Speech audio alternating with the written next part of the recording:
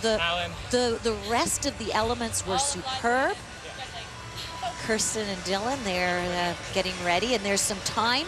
Judges reviewing the elements, and they'll be looking at that lift. One of the problems with the lift, if the man gets the woman right up in the air and brings her down, they lose credit for that element because it was deemed to be a failed lift. Now, Megan didn't get up above his head, so I think they're going to get that lift. They're going to let that lift go.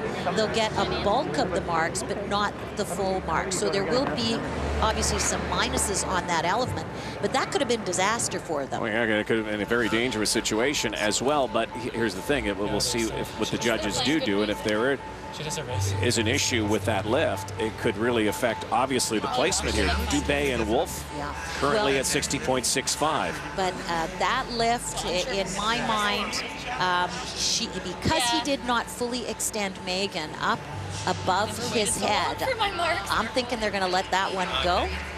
They'll get some minuses on the lifts, but pluses across the board on the other elements. Again, video review, the judging panel taking a look, and this system through the years, I remember when it first started, there were a lot of question marks, but and then some criticisms, but really through the last couple of years, it has been almost foolproof. Absolutely. So let's see. How does it measure up with 60.65 and 60.92? They currently are the leaders. 32.43 technical, 28.49.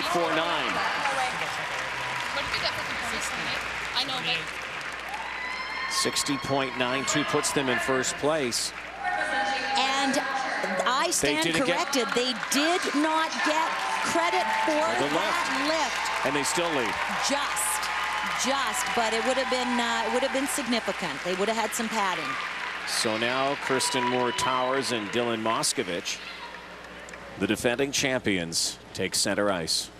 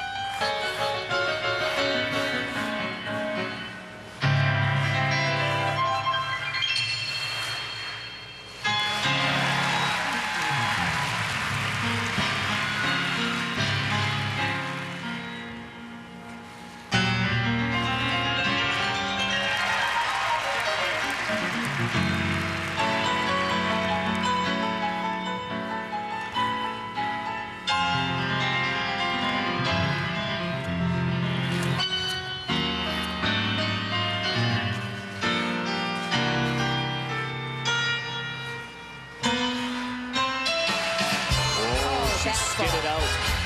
And that's an element she never misses. So now work to do for this team.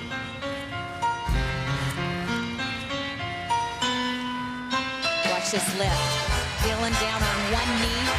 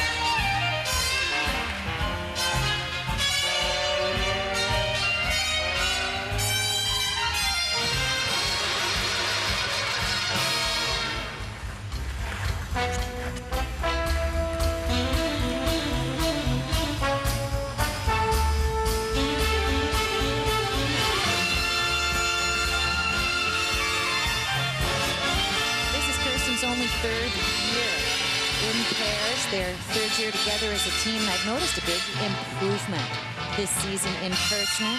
in Kirsten and her softness. She's been able to refine the detail. A subdued performance for them. You know, defending their title, it looked to me like they were skating not to lose in practice. They were skating to win, very smooth, going for it. A little subdued here and a big mistake on the throw, but an excellent team. So how does that mistake rank up with what happened to Hamel and Radford? Splitting hairs here.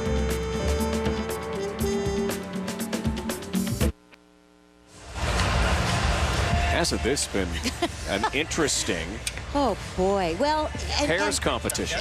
Well, first of all, the quality of the young teams, and we saw very few errors, but in a race this close, it puts everybody on edge because you know you can't take any minuses. You have to go clean. So here's a look at their twist. Not quite the height that Duhamel and Radford have, so they don't quite get the marks on that one element. Now let's look at their side-by-side jumps. Very strong element for them. The overall performance, not as good as we've seen in practice, and this was the one element that never lets them down until today. Oh gosh, you can see her focus and Kirsten's fight to try and land that jump, but even she couldn't. They would gain a lot from those two people. They're sandwiched by Christy and Chris Wirtz, yes. former Canadian champions. Boy, they were fighters, weren't they, when they played? They were, and we'll see the best of Kirsten and Dylan, I guarantee you, in the long. The scores, please, for Kirsten Moore. Score to beat 60.92 for the defending champions. 60.26, they're in third. But 1, 2, and 3 separated by 0.7. That's really something, Rod. That's a virtual tie. And then we've got Paige and Rudy just back by a point or two in fourth place. And what a showdown, Rod. We're going to go into the free program. Look at how close the top 4 are on the leaderboard. What a final flight in the pairs free. Yeah.